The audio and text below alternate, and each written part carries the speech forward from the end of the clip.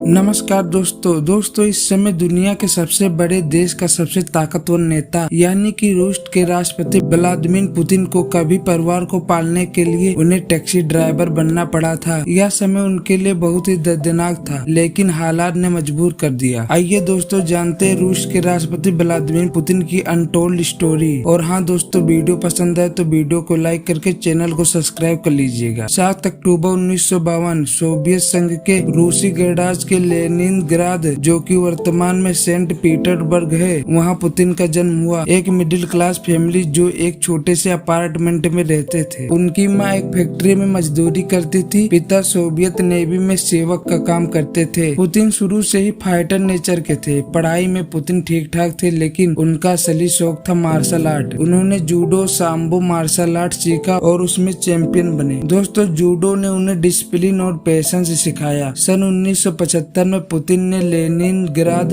राजकीय विश्वविद्यालय में ग्रेजुएशन की डिग्री ली और केजीबी में काम करना शुरू किया। केजीबी एक सोवियत यूनियन की एक गुप्त एजेंसी थी। उन्हें थोड़े ही समय में लेनिनग्राद में विदेशियों और वाणिज्यिक दूतावास के अधिकारियों की निगरानी का कार्य मिला। वो ईस्ट जर्मनी में तैनात रहे। केजीबी में बिताए सालों में उन्हें पॉलिटिकल गेम और पावर सिस्टम की गहरी समझ दी। सन 1991 में सोवियत यूनियन टूट गया। रूस में आर्थिक हालात इतने खराब हुए कि पुतिन ने केजीबी छोड़ दिया। उन्होंने सेंट पीटर्सबर्ग में नौकरी की, लेकिन पैसा बहुत कम था। बाद में पुतिन ने एक इंटरव्यू में बताया कि हालात इतने खराब थे कि उन्हें टैक्सी चलाकर एक्स्ट्रा पैसे कमाने पड़े। दोस्तों, यही वो वक्त था जिसने सिखाया कि मुश्किलें इंसान को झुका नहीं सकती अगर वो लड़ना जानता है। बाद में पुतिन को सेंट पीटर्सबर्ग के मेयर अनातोली सबचाव के सलाहकार के रूप में नियुक्त किया गया। पुतिन ने राजनीति में कदम यहीं से रखा। 28 जून 1991 को वे सेंट पीटर्सबर्ग कार्यालय की विदेश संबंध समिति के प्रमुख बने, जहां उन्हें अंतर्राष्ट्रीय संबंधों और विदेशी निवेश को बढ़ावा देने की जिम्मेदारी मिली। 1994 से 1996 तक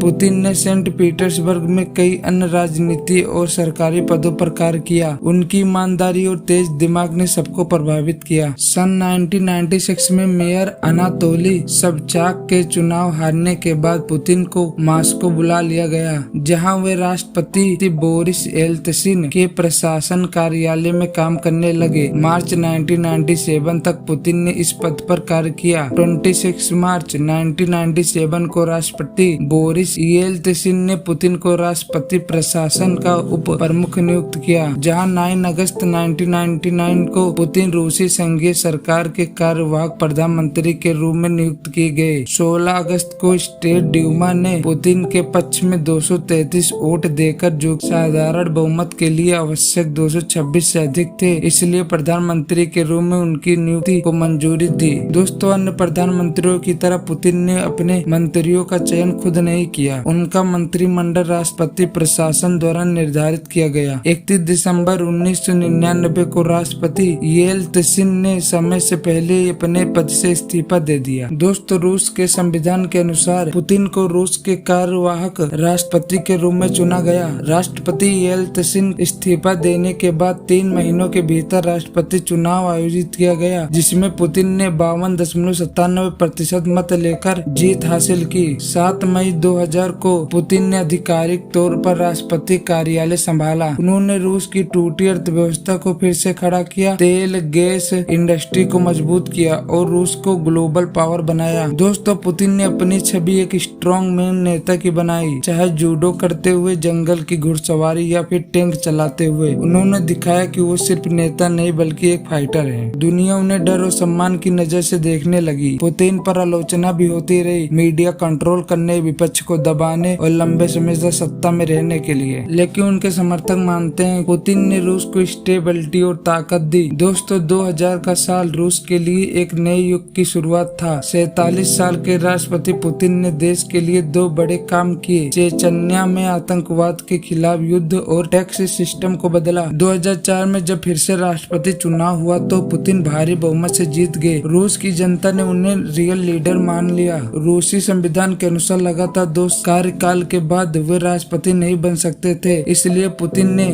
पुतिन 2008 में प्रधानमंत्री बने और अपने सहयोगी दिमित्री मेदवेदेव को राष्ट्रपति बना बनाया। पुतिन ने 2012 में तीसरी बार राष्ट्रपति पद संभाला। उनका फोकस रूस की अंतर्राष्ट्रीय ताकत बढ़ाने और आंतरिक सुरक्षा को मजबूत करने पर लगा था। 2018 में चौथी बार राष्ट्रपति पद पर जीत दर्ज की। दोस्तों, पुतिन ने संविधान संशोधन करवाया क्योंकि 2 बार लगातार राष्ट्रपति बनने के बाद किसी